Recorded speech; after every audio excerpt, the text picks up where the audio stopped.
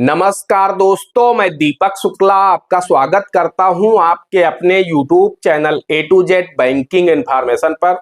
दोस्तों, आज के वीडियो में हम सभी पेंशन लाभार्थियों को एक बहुत बड़ी खुशखबरी देने वाले हैं, एक बहुत बड़ी गुड न्यूज देने वाले हैं। जी हां दोस्तों, फिर चाहे आपको ओल्ड एज पेंशन यानी वृद्धावस्था पेंशन मिलती हो, या फिर आपको हैंडीकैप्ड यानी विकलांग पेंशन मिलती हो, या फिर आपको निराश्रित महिला यानी विधवा पेंशन मिलती हो, इन तीन पेंशन में से अगर आपको या आपके परिवार के किसी भी सदस्य को कोई भी पेंशन मिलती है तो आपको यह वीडियो शुरू से अंत तक जरूर देखना चाहिए, क्योंकि इस वीडियो में हम आपको एक गुड न्यूज भी देने वाले हैं। साथ ही हम आपको यह भी बताने वाले हैं, समाज कल्याण विभाग के द्वारा एक नोटिफिकेशन जारी किया गया है, समाज कल्याण विभाग के द्वारा एक जानकारी दी गई है, वो भी हम आपको बताने वाले हैं। तो आपको पेंशन किस तरह से मिलेगी, जो जनवरी फरवरी मार्च यानी 2024 का जो फर्स्ट क्वार्टर चल रहा है, इसकी पेंशन आना बाकी है। तो इसकी पेंशन आपको कैसे मिलेगी, कब मिलेगी, इस पर हम आपको जानकारी देने वाले हैं। क्योंकि समाज कल्याण विभाग के द्वारा जानकारी दी गई है कि जो फर्स्ट क्वार्टर है 2024 का, इसकी पेंशन आपको कब और कैसे मिलने वाली है। तो आपको यह भी पता चलने वाला है कि आपको पेंशन मिलने वाली कब है और आपको क्या करना होगा। वहीं कुछ लाभार्थी ऐसे हैं जिन्हें कुछ भी नहीं करना है, वहीं कुछ लाभार्थी ऐसे हैं जिन्हें कुछ करना है, तब उनकी पेंशन उनके खाते में क्रेडिट हो पाएगी। तो हम इस वीडियो में आपको शुरू से अंत तक पूरी जानकारी डिटेल से देने वाले हैं। साथ ही आपको प्रूफ के साथ दिखाने वाले हैं कि समाज कल्याण विभाग के द्वारा क्या बताया गया है। आप लोग खुद स्क्रीन पर पढ़ पाएंगे। दोस्तों, वीडियो में आगे बढ़ने से पहले आप सभी लोगों से एक छोटी सी रिक्वेस्ट है, वीडियो पसंद आ जाए तो एक लाइक कर दीजिएगा। चैनल पर नए हैं, पहली बार आए हैं, तो चैनल को सब्सक्राइब करके बेल आइकन को प्रेस कर लीजिएगा, ताकि जैसे हम इस तरह का कोई भी दूसरा वीडियो अपलोड करें तो उसका नोटिफिकेशन आपको सबसे पहले मिले। चलिए शुरू कर लेते हैं। दोस्तों, हम आपको बताना चाहते हैं 3 मार्च 2024, जो आप लोग स्क्रीन पर देख भी सकते हैं। यहाँ पर समाज कल्याण विभाग के द्वारा एक नोटिफिकेशन जारी किया गया है, एक न्यूज में आर्टिकल छपा है।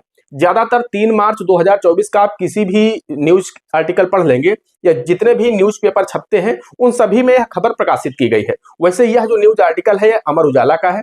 इसमें साफ बताया गया है कि आचार संहिता लागू होने से पहले जो प्रदेश के 52 लाख वृद्धावस्था पेंशन के लाभार्थी हैं, उनको पेंशन रिलीज कर दी जाएगी।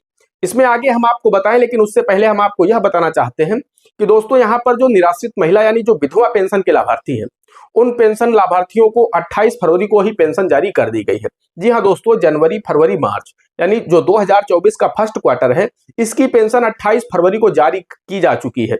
और दोस्तों, यह पेंशन नॉन डीबीटी के माध्यम से भेजी गई है, जैसा कि आप लोग स्क्रीन पर इस मैसेज में पढ़ सकते हैं।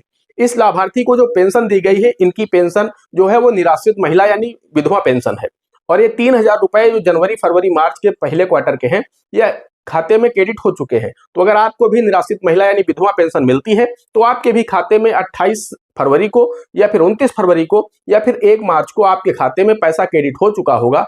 आप लोग जाकर के उसे चेक करवा लीजिए। इसके अलावा हम आपको बताना चाहते हैं कि जो निराश्रित महिला यानी विधवा पेंशन है, यह डीबीटी के माध्यम से नहीं दी गई है, यानी ये आधार मोड के माध्यम से इस बार पेंशन नहीं दी गई है। इस मैसेज में ही साफ लिखा गया है कि यह पेंशन अकाउंट मोड के माध्यम से दी गई है, यानी जहां पर अभी तक आपको पेंशन मिल रही थी, उसी अकाउंट में भले ही आपका वो अकाउंट एनपीसीआई से लिंक हो या ना लिंक हो, पेंशन आपके खाते में क्रेडिट हो चुकी है। तो ये चीज आप जाकर के चेक कर ले, क्योंकि जो निराश्रित महिला यानी विधवा पेंशन है, उनको यहाँ पर पीएफएमएस के द्वारा पेंशन नहीं दी गई, यानी डीबीटी के माध्यम से पेंशन नहीं दी गई है, पेंशन अकाउंट मोड के माध्यम से जारी की गई है। अब हम बात कर लेते हैं ओल्ड एज पेंशन की, यानी वृद्धावस्था पेंशन की, जिसके प्रदेश में 52 लाख से अधिक लाभार्थी हैं, यानी सबसे ज्यादा लाभार्थी वृद्धावस्था पेंशन के ही है। जिनकी उम्र 60 वर्ष से ऊपर हो चुकी है, उन गरीब लोगों को यहाँ पर पेंशन दी जाती है 1000 रुपए प्रतिमाह सरकार के द्वारा। तो जनवरी फरवरी मार्च 2024 का जो फर्स्ट क्वार्टर चल रहा है, इसकी पेंशन जो बुजुर्ग लोग हैं उनके खाते में आना बाकी है। तो उसके लिए समाज कल्याण विभाग के द्वारा जानकारी दी गई है, जैसा कि आप लोग स्क्रीन पर पढ़ सकते हैं। इसमें लिखा गया है कि मार्च के दूसरे सप्ताह में यहाँ पर जो आचार संहिता है वो लागू हो सकता है, यानी 10-11 तारीख में ऐसी उम्मीद की जा रही है कि लोकसभा चुनाव के चलते आचार संहिता लग जाएगी। तो चुनाव जो वो है, समाज कल्याण विभाग, उनका कहना है कि हम आचार संहिता लागू होने से पहले ही जो भी प्रदेश के वृद्धावस्था पेंशन के लाभार्थी हैं, उनके खाते में हम पेंशन रिलीज कर देंगे।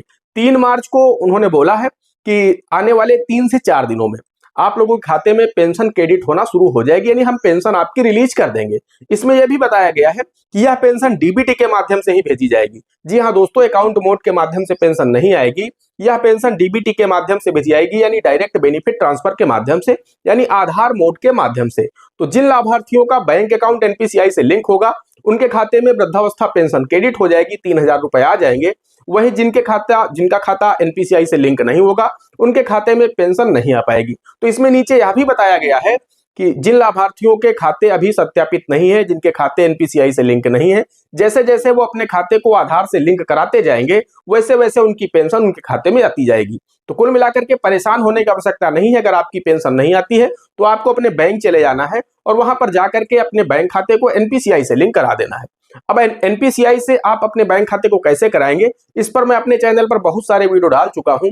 या फिर आप कैसे चेक करेंगे कि आपका बैंक खाता एनपीसीआई से लिंक है या नहीं है, उस पर भी मैं कई वीडियो बना चुका हूं कि आप यूआईडीएआई की वेबसाइट पर जाकर के चेक कर सकते हैं कि आपका खाता एनपीसीआई से लिंक है या नहीं, और लिंक है तो कौन सा खाता आपका एनपीसीआई से लिंक है। क्योंकि आज के समय में सभी लोगों के 2-3 बैंक अकाउंट हैं, तो लोगों को यही नहीं पता है कि मेरा कौन सा बैंक अकाउंट एनपीसीआई से लिंक है।